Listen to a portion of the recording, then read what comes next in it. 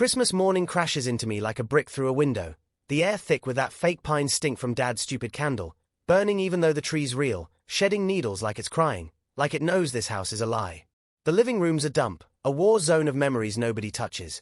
Blinking lights on the tree, half of them dead, strung up like they're mocking me, ornaments chipped, scratched, screaming neglect, but we don't say it. We never say it.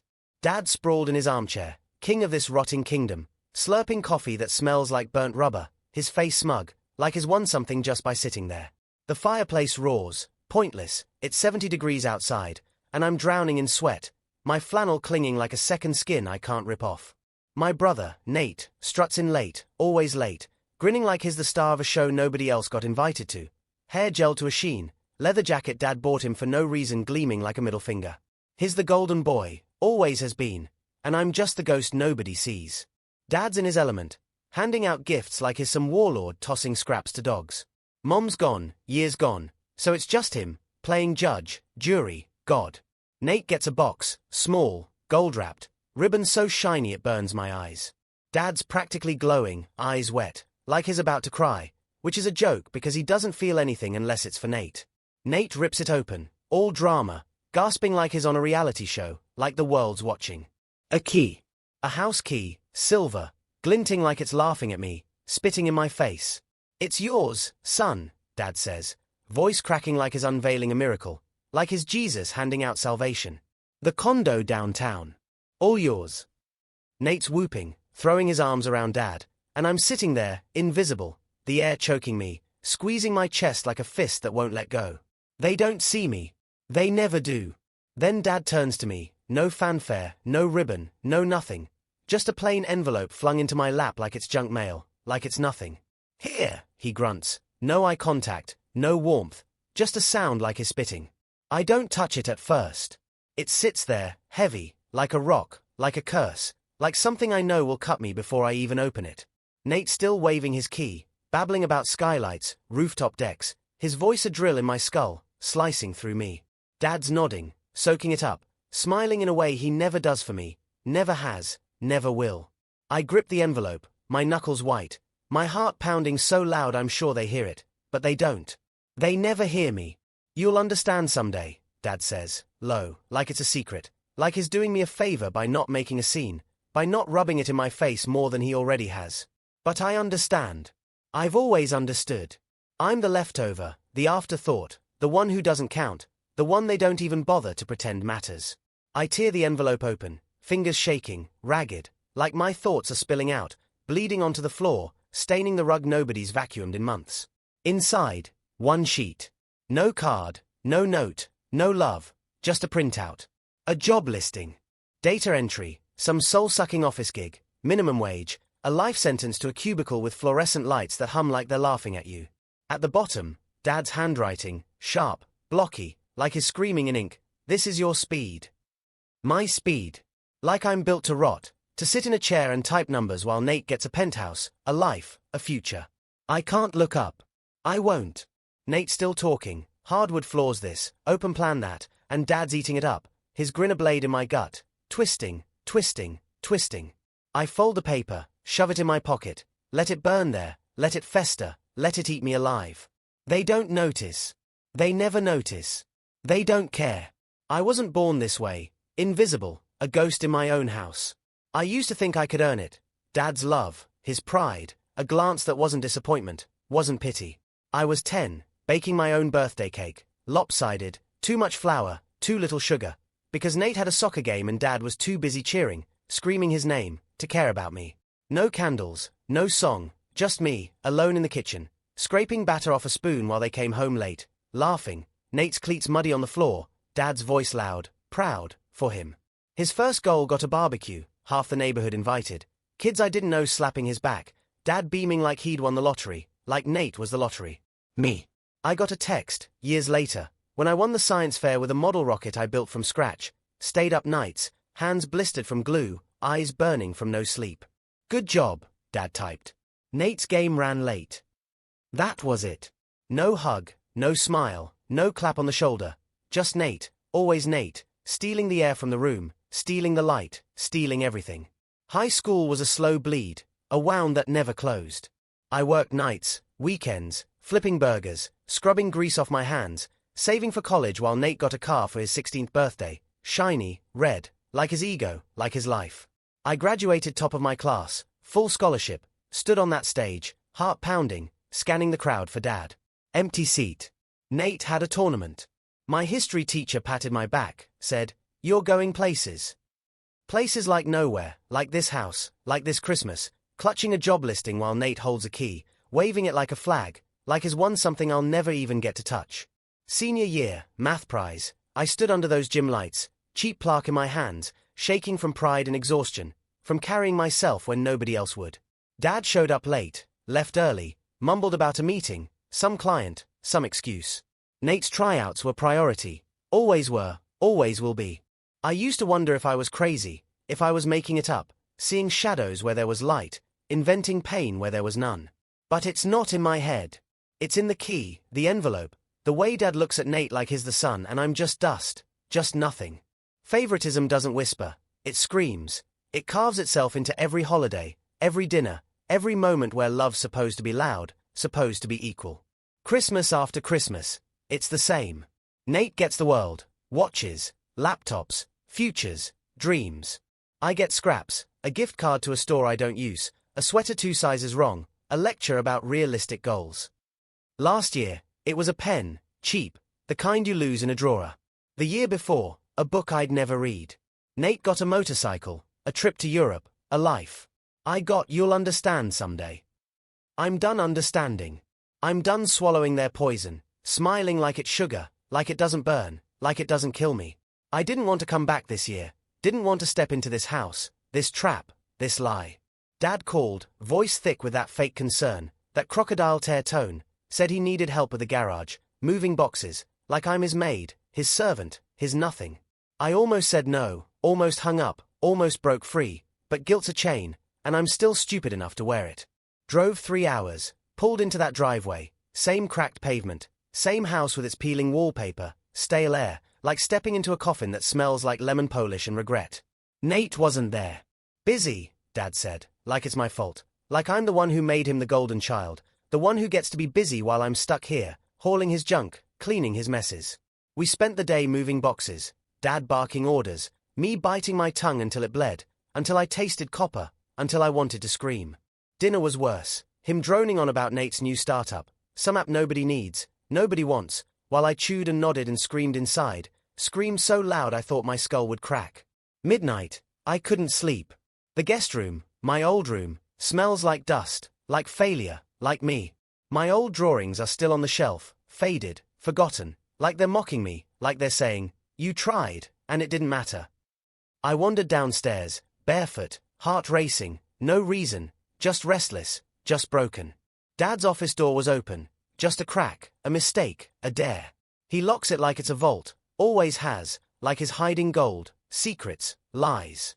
But there it was, ajar, calling me, pulling me. I pushed it open, breath shallow, hand shaking.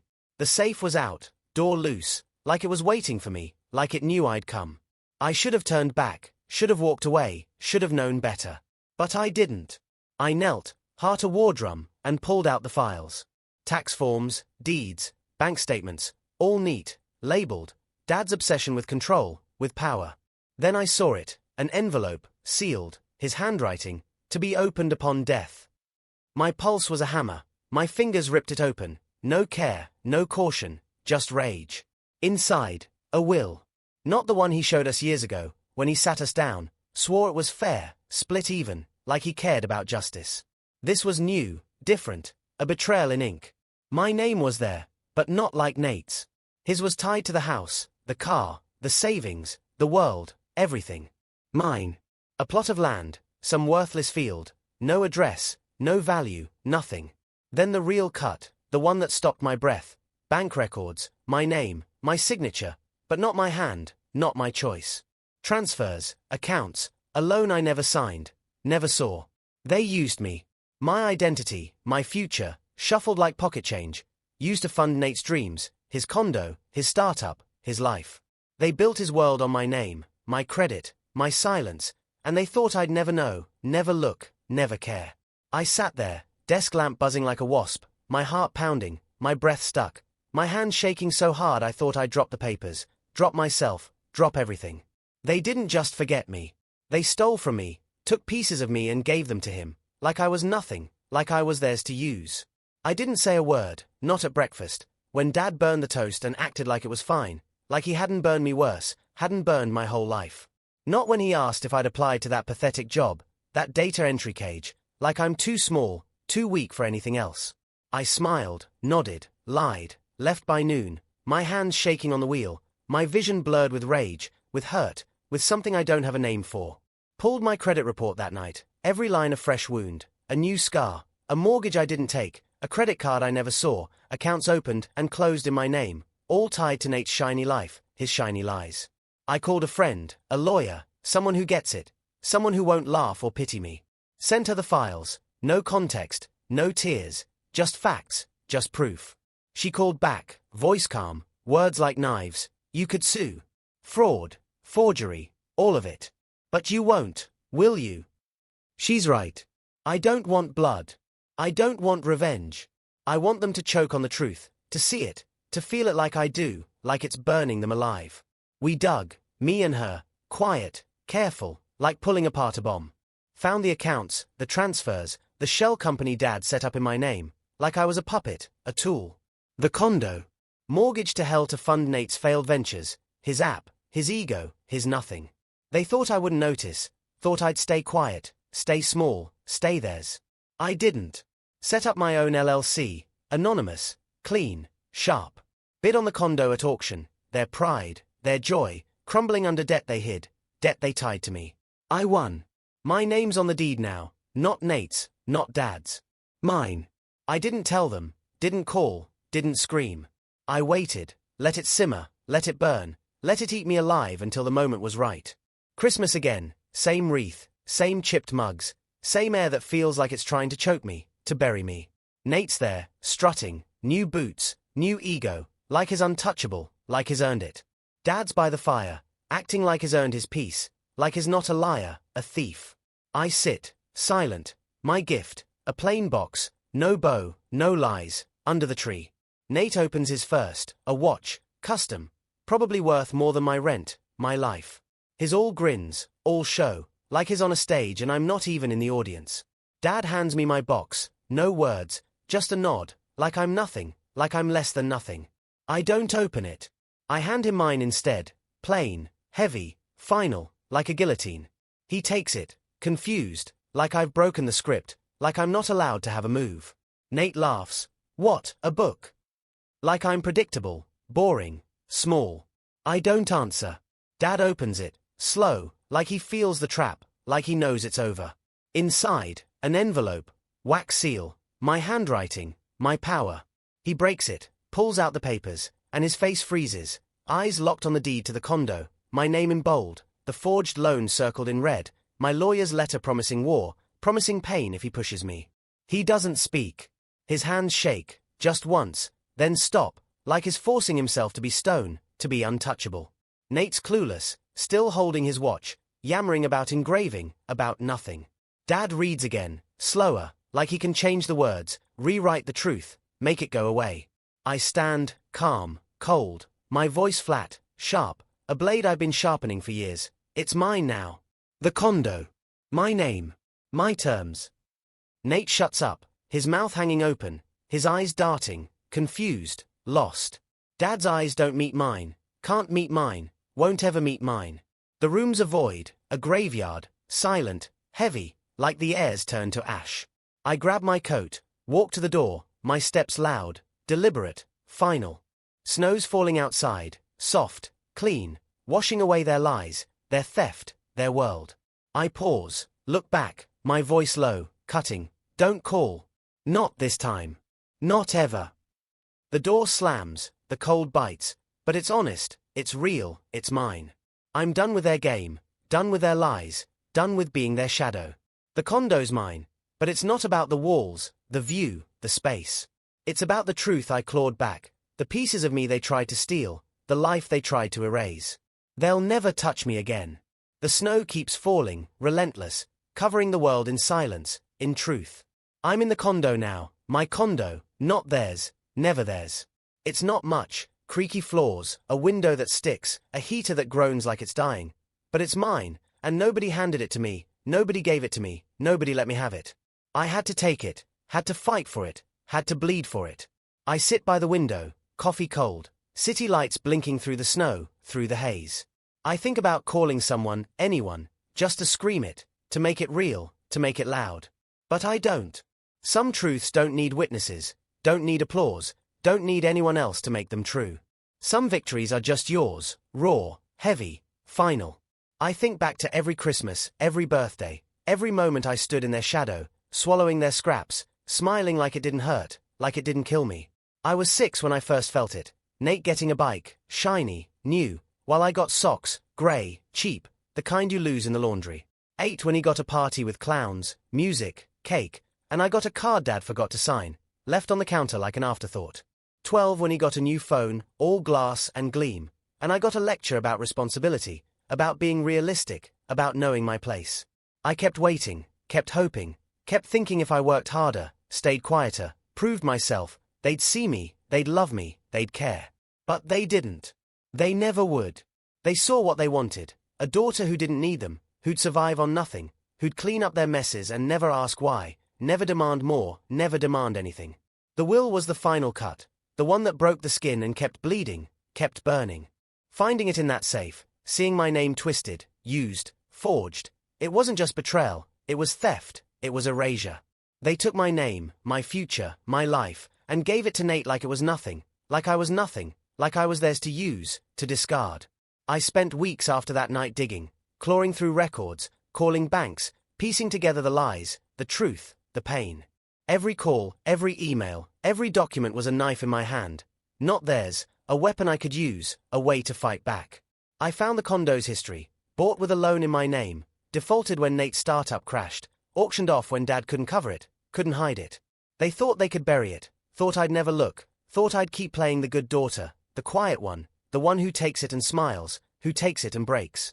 Buying the condo wasn't about the money, the space, the view.